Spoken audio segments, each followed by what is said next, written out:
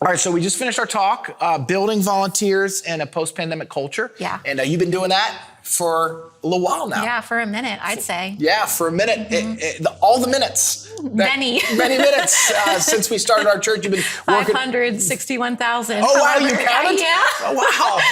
That means you just love being here so much. love You it. count every day I sure do. as a blessing. So you've been doing the worship department since we began. You helped start it. Now you're the assistant worship. But I want to get into a couple things. First of all, anything that stood out to you from the talk? Yeah, I thought it was all just so great, and it really reflects where we're at just in culture and in history, and also where we're at just in our house right now.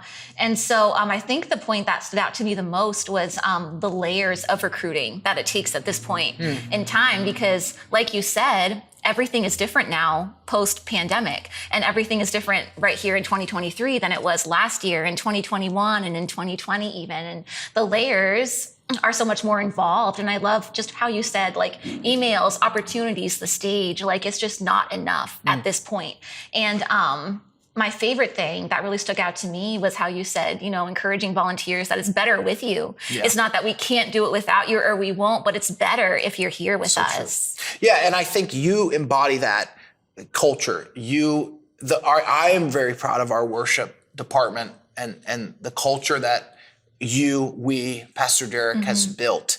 And we've, got to staff a lot of worship every weekend. What do we do every weekend? Yeah, so we have 5 worship teams that we have to staff every single Sunday, and 4 of those are happening kind of at the same time. Wow, yeah, real fun. And so that and it's not like we're doing stuff, kind of just ho-hum. Yeah. There's a level of excellence definitely that goes into it. Definitely. From a music director and tracks. Yeah.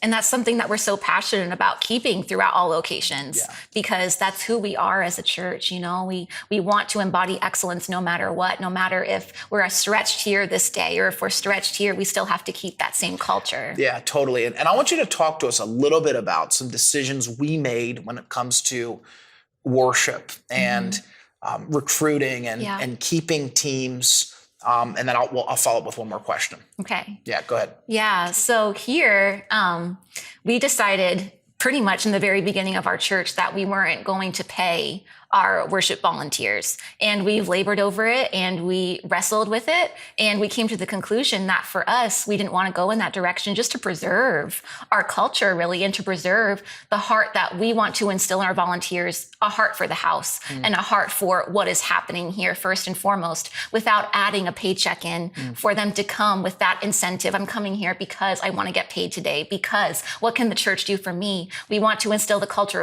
of what can I do with the gifts that God has given me? How can I give it back to him because I truly want to, because I love him, because I love the church, because I love the mission.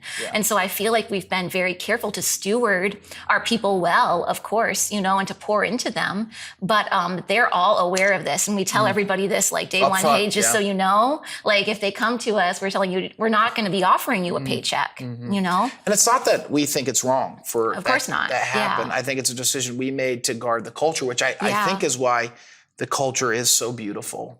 Yeah. And you guys don't just lead a worship ministry, you pastor people. You're a great pastor, Sharon. Aw, thanks. And I think one of the obviously it comes with challenges. Sometimes we might not have a guitar player. Yeah. And what do? Yeah. Just thank the Lord for tracks. Because the tracks never play a wrong instrument, right? They sure don't. But it's just like I rather guard the culture than just have another body. Yeah. But it does make for some challenges, right? Good thing we got some great voices. So anyway, all right. I want to close. Why do you think, besides what we just talked about, what are some things that you guys do that enhances the culture of our worship ministry to guard against maybe pride or arrogance or team? Because sometimes people play at different locations. Right. I mean, how do you just hold the team together? Right. I think the biggest thing is that we have really fostered a community of people who love each other and who really love what they do and who really love the church. And we make sure that we are pouring into them and not just asking, like, hey, can you go here? Can you go here? Without any relational equity or without pouring into them with things like team nights, which we do, as often as we can. And I think Pastor Derek and I are also intentional about making sure that we, have a pulse on what's going on with people, and also encouraging our coordinators who lead our worship teams at locations to, hey, you're pastoring people. Like, you are pouring into people, you are texting people, and we encourage them, take them out for coffee so that people are not just falling by the wayside or just on the fringe, kind of looking in. Like, our community really is a family. And I think people really, really love feeling like they are part of a family. Yeah. Yeah. That's great. Thank you, Sharon. Thanks for being here for all those minutes.